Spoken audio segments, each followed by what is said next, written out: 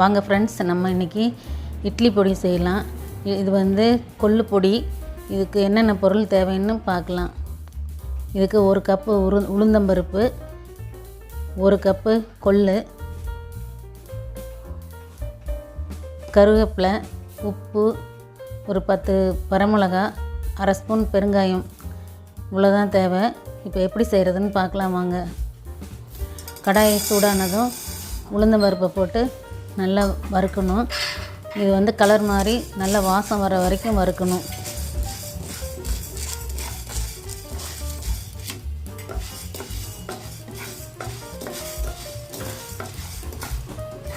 நம்ம கடலைப்பருப்புலாம் சேர்த்து பொடி செய்வோம். அதுக்கு பதிலாக கொள்ளு சேர்த்து பொடி செஞ்சோம்னா அது உடம்புக்கு நல்லது. கொள்ளு உடம்புக்கு நல்லது. அதை சாப்பாட்டில் நம்ம சேர்த்துக்கிறதுக்கு ஈஸியானதாக இருக்கும் இந்த பொடி. இது வந்து இட்லி, தோசை எல்லாத்துக்கும் மேட்சிங்காக இருக்கும். நல்லெண்ணெயோடு சேர்த்து நம்ம சாப்பிடலாம்.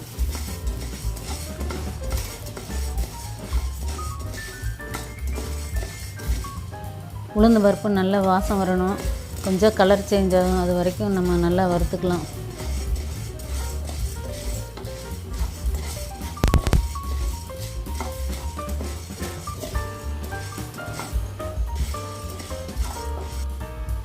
பாருங்கள், இந்த அளவுக்கு உளுந்து பருப்பு செவந்து வரணும்.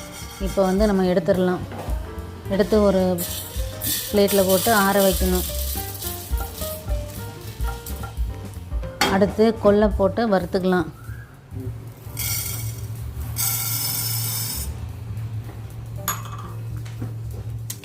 கொள்ளு வந்து வறுப்பட்டால் படபடன்னு வெடிக்கும். அதோட வாசம் நல்லா வரும். அந்த சமயத்தில் எடுத்துக்கணும்.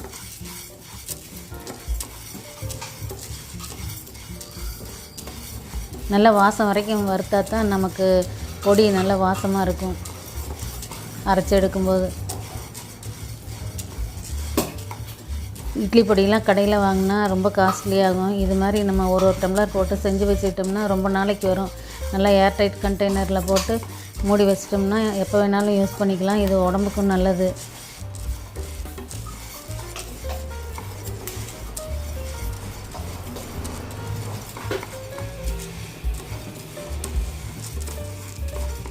இப்போ பாருங்கள், வெடிக்க ஆரம்பிச்சிருச்சு. இந்த சமயத்தில் கொஞ்சம் நல்லா எல்லாம் வெடித்ததுக்கப்புறம் எடுத்துக்கலாம்.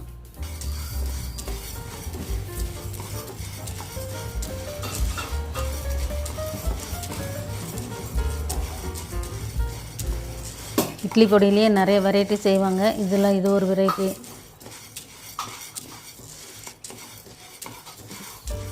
இப்போ நல்லா வெடிக்க ஆரம்பிச்சிருச்சு. நல்லா வாசம் வருது. இப்போ நம்ம இதை எடுத்துடலாம்.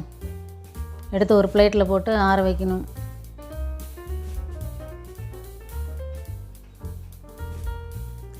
அடுத்து நம்ம கடாய் அடுப்பில் வச்சு 1 ஸ்பூன் எண்ணெய் விட்டு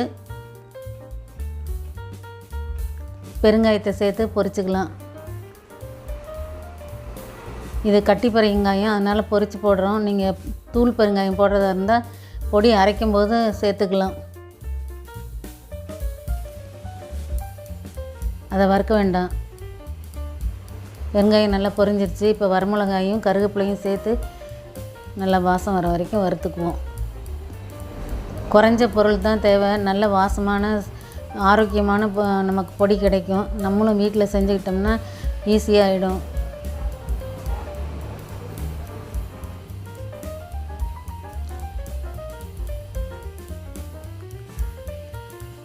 நல்லா வாசம் வரணும். கருவேப்பிலை பச்சை கலர் மாதிரி காஞ்ச நல்லா பொரிஞ்சு வரணும்.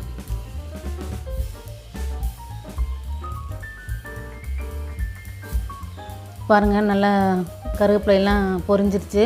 நல்லா வாசம் வருது. இந்த சமயத்தில் நம்ம எடுத்துருவோம்.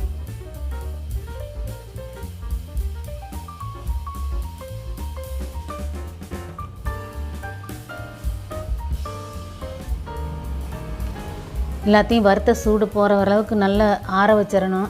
ஆற வச்சுட்டு மிக்ஸி ஜாரில் போட்டு அரைச்சிக்கலாம். இப்போ நல்லா ஆறிடுச்சு. இப்போ கொள்ளை எடுத்து மிக்ஸி ஜாரில் போட்டுக்கலாம்.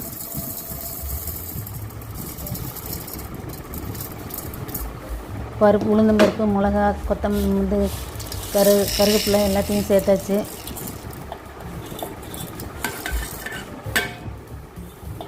இப்போ அரைச்சிட்டு வரலாம். இப்போ அரைச்சிட்டு வந்திருக்கு, எப்படி இருக்குன்னு பார்க்கலாம். இது பாருங்கள், கொஞ்சம் கொரகொரன்னு இருக்குது. இன்னும் கொஞ்சம் அரைக்கணும். அரைக்கும்போது நம்ம கடைசியாக தான் உப்பு சேர்த்துக்கணும், இல்லைன்னா நல்லா மசியாது, பவுடராக வராது. இந்த அளவுக்கு அரைச்சிட்டு உப்பு சேர்த்து அரைக்கணும். ஆரம்பத்திலே உப்பு சேர்க்கக்கூடாது. இப்போ நல்லா நான் தேவையான அளவு அரைச்சதுக்கப்புறம் உப்பை சேர்த்து ஒரு சுற்றி எடுத்துடலாம். இப்போ அரைச்சிட்டு வந்தாச்சு. பொடி இப்படி இருக்கும். இதே அளவு நைஸாக இருந்தால் போதும். இதை வந்து நல்லெண்ணெயோடு சேர்த்து இட்லி, தோசை எல்லாத்துக்கும் போட்டு சாப்பிட்லாம். காரம் கம்மியாக நாம் அரைச்சோம்னா சாதத்துலேயும் போட்டு நல்லெண்ணெய் ஊற்றி சாப்பிடலாம். நீங்களும் செஞ்சு பாருங்கள். என்னோடய சேனலை சப்ஸ்கிரைப் பண்ணுங்கள். நல்லா இருந்தால் ஃப்ரெண்ட்ஸுக்கு ஷேர் பண்ணுங்கள். தேங்க்யூ ஃபார் வாட்சிங் ஃப்ரெண்ட்ஸ்.